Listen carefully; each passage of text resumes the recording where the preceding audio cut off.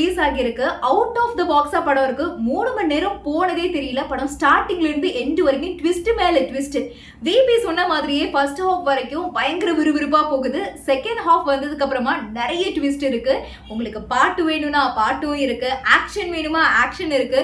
So இந்த படம் ஃபுல்லாமே வந்துட்டு ஒரு தியேட்டர் மெட்டீரியலா ஒரு பக்கா கமர்ஷியல் ஃபிலிமா வெளியாகி இருக்கு. அண்ட் இது ஒரு டைம் டிராவல் படம் கிடையாது, முழுக்க முழுக்க கமர்ஷியலான ஒரு படம் தான். படம் ஒரு டெரரிசம் பேஸ் பண்ண ஸ்டோரி, அதனாலேயே ஆக்ஷன் பேக்டா இருக்கு. பிரேம்ஜியா இருக்கட்டும், யோகி பாபுவா இருக்கட்டும், எல்லாருக்குமே ரோல் ரொம்பவே பர்ஃபெக்டா அலைன் ஆகிருக்கு. அண்ட் பிரசாந்துக்கு இது ஒரு மிகப்பெரிய கம்பேக் அப்படின்னு தான் சொல்ல தோணுது. அண்ட் மோகனுக்கு பக்கா கம்பேக். யுவன் மோகன் வரக்கூடிய அந்த சீனுக்கெல்லாம் மியூசிக் போட்டிருக்காரு பாருங்க, வேற லெவலா இருந்துச்சு, மைண்ட் ப்ளோயிங்கா இருந்துச்சு. தளபதியை விட மோகனுக்கு ரொம்பவே மியூசிக் ஆப்டா அவர் போட்டிருக்காரு.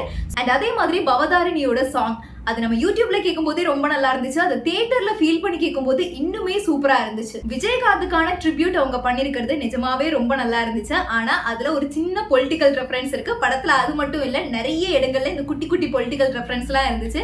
அதுவும் தளபதி விஎஸ் இளைய தளபதின்னு போடுவாங்கல்ல, அது வந்துட்டு விபி என்ன மீன் பண்ணி போட்டாருன்னு தெரியல. ஆனா ஆடியன்ஸ்க்கு அது வேற மாதிரி கன்வே ஆகிச்சு.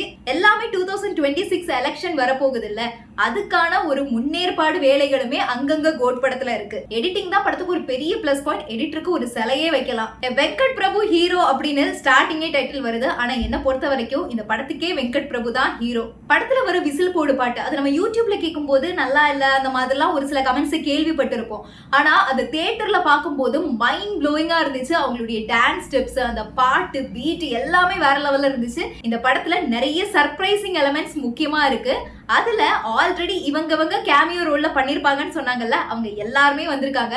நான் ஒரு கிரிக்கெட் ஃபேனா இல்லனாலுமே எனக்கு மகேந்திர சிங் தோனியை படத்துல பார்க்கும் போது பயங்கர ஹைப்பா இருந்துச்சு. அண்ட் எஸ்கே அவர் ஒரு சின்ன ரோல்ல தான் வந்துட்டு போவாரு, ஆனா மாஸ் பண்ணிருப்பாரு. அதே மாதிரி நீங்க சூப்பர் ஸ்டார் ஃபேனா இருந்தாலும் சரி, தல ஃபேனா இருந்தாலும் சரி, அவங்கள கௌரவிக்கிற மாதிரியுமே சின்ன சின்ன சீக்வென்ஸ் படத்துல வைக்கப்பட்டிருக்கு. அது மியூசிக்காவும் வைக்கப்பட்டிருக்கு. ஓவரால் இந்த படத்துக்கு என்ன ரேட்டிங் கொடுக்கலாம் அப்படின்னு கேட்டீங்கன்னா 10க்கு தாராளமா 8.5 கொடுக்கலாம்.